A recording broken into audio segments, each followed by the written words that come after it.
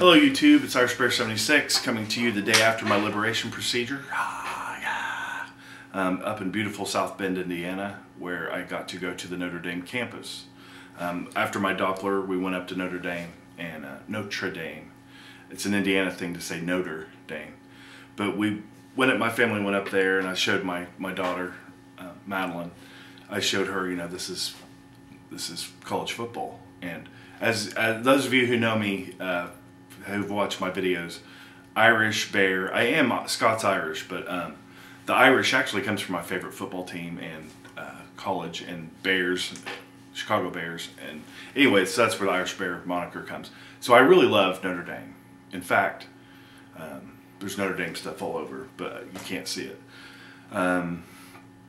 So, you know, we're up there and I'm looking at this, you know, statue of Lou Holtz. You know, for his decade he was the coach there, and the stadium's beautiful. The marching band's out playing, practicing, and they sound great. You know, you hear the dun dun dun dun dun dun dun dun dun. You hear like the fight song and everything. So it was really cool. And this was after the Doppler. I was already in a great mood because they told me that I do have reflux, which I have MS, so of course I have reflux. So I know this.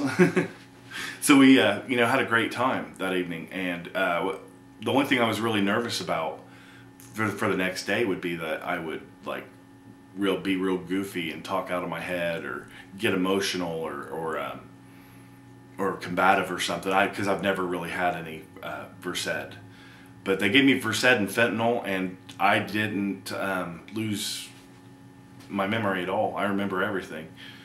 I remember them shaving me, and I remember him going, everything. I remember everything. So it is as advertised. It's very low pain. They put a local anesthetic in your groin where they're going to go in with the catheter. You don't feel anything. Now I did feel kind of sore last evening and this morning, but that's expected, you know. Basically, I feel great. I mean, my vision is really good. I have had double vision ever since my first MS attack, and even that's better. So that's kind of, it's really anecdotal and subjective, but I mean, it was within 30 minutes of the procedure. I was looking up at a clock, and I was, you know, could see the 1 and 12, and it was all, you know, 1. That doesn't make sense, but you know what I'm saying. Instead of being like 2 1s, 1 1. And the blurriness, my eyes are not near as blurry. So who knows? Maybe this side, it was affecting this eye, and that's how you can see, you know, what's the cure for double vision? Cover up an eye. So I think that it alleviated the pressure on this side, which allowed my eye to, I don't know, maybe some of that oxygenation is going to help the eye or whatever, but it's kind of weird. And I started thinking maybe that it is placebo effect, some of this stuff, because that was pretty immediate within 30 minutes of coming out of the room, the surgery area, for me to have that clearer vision. So I got tearful. My mom's like, "What?" I'm like, "Everything's so clear and vibrant and beautiful," and it's still that way today. So yeah, this doctor up there, I have to. Wow, he's something else. He has lots of accreditations, and you can tell he's a rock star as far as vascular people go, and he's not afraid of anything. I mean, he's basically like, because I'm like, "Aren't you afraid that, you know, neurology will find out that you're doing this?" And he's like, "No. I mean, I'll go in there, I see what I see, and if I see something, I'm going to intervene." So he's a brave guy, very smart. I mean, very, very smart. I'm overall just very impressed with him. He's not real aggressive. He's very conservative. Like he said, because I was asking him about, you know, stenting and things, and he's done a lot of different stents for different disorders, you know, and yeah, wow. I don't really know what to say about him other than he's a flippin' genius, and he's obviously knows he's good, but he's not cocky. I guess I looked at the admiration on the face of his nurse, and, you know, nurses and doctors. You know, you have to really like a doctor, and just how she spoke of him, and meeting him, he was very, very knowledgeable, as he should be, and open to new ideas. So the doctor, this is up at Memorial in South Bend, Indiana, near Notre Dame. And I was talking to him, you know, about like what he has seen, and he shared a little bit with me. He's like, yeah, I've seen a lot of the problems I've noticed are in the valves, like in the veins, the valve parts or whatever. And I'm like, oh, so he's even starting to see exactly where to look, at least, you know, but he hasn't been doing it for a real long time. And I asked him, you know, how did you hear about CCSVI? And he's like, he has a French name, he's Canadian. And I was thinking, well, that's probably how he heard about it, because it's all, you know, in the news and stuff up in Canada. No. He said an MS patient came to him and demanded that he look, and was educated and just ready to go, and said, this is what I want you to look at, and this is what I think this is. So being a good doctor, he listened to her.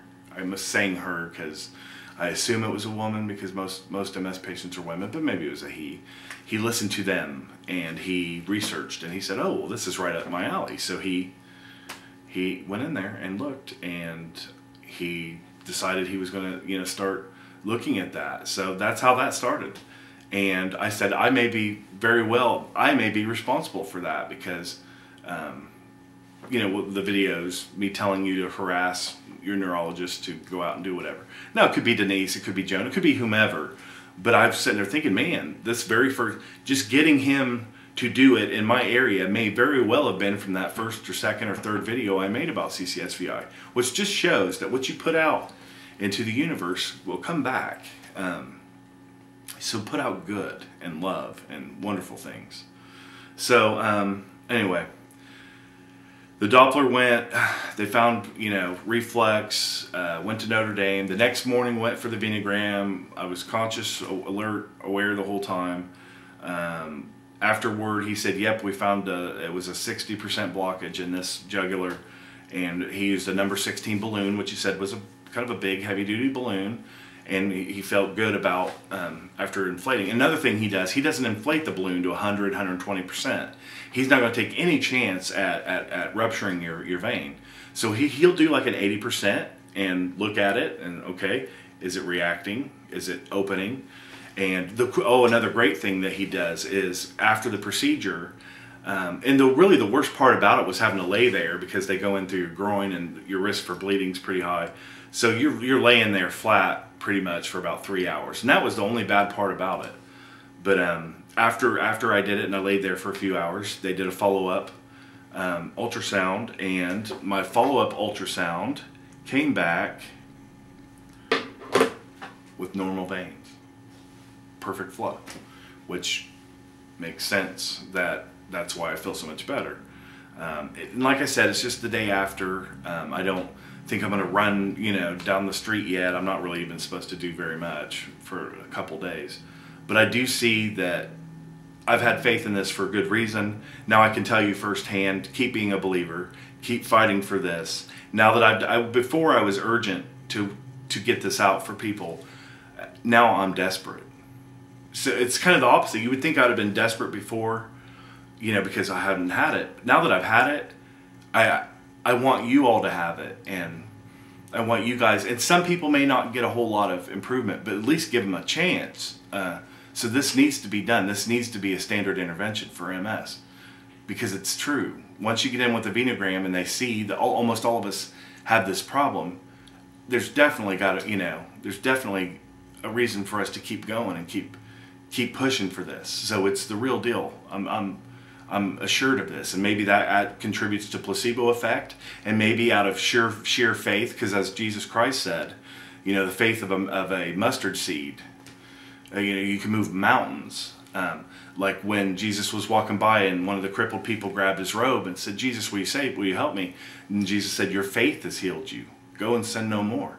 He didn't say I healed you. He didn't say Abba, the Father, you know. He said, your faith has healed you. So maybe, who knows, maybe it's a combination between them inflating balloons, placing stents, and maybe just good old-fashioned faith. So all the naysayers out there can kiss my butt, because I'm living proof that it worked, at least for me. but I'm relapsing, remitting, and I have a very, you know, mild course of the disease here lately. I've been in a nice long remission. But there's my update. There's so much more to share with you, but I'm afraid that I have so much to talk about that I'm going to just confuse everyone and ramble and repeat myself repeatedly, which I tend to do. So that's it. So God bless. Oh, all of you guys, my Facebook page, my YouTube page, you know, I can't return all the well wishes and stuff. I would never have time. But I want you guys to know that that meant so much more to me than you'll ever know. Just knowing that you guys love me like I love you. You know, because you kind of get this unreciprocated, unrequited, you know, I wish everyone was full of, you guys are full of love. And I'm blessed and privileged and honored, and I'll keep fighting for you because I love you. All right, so I guess this is my third birthday, because it was my actual birthday when I was born, then when I was born again as a Christian, and then now when I've been liberated. So there have been 3 major pivotal birthdays in my life, and this is good. It's good. So let's get you in now. All right? I love you guys. Bye.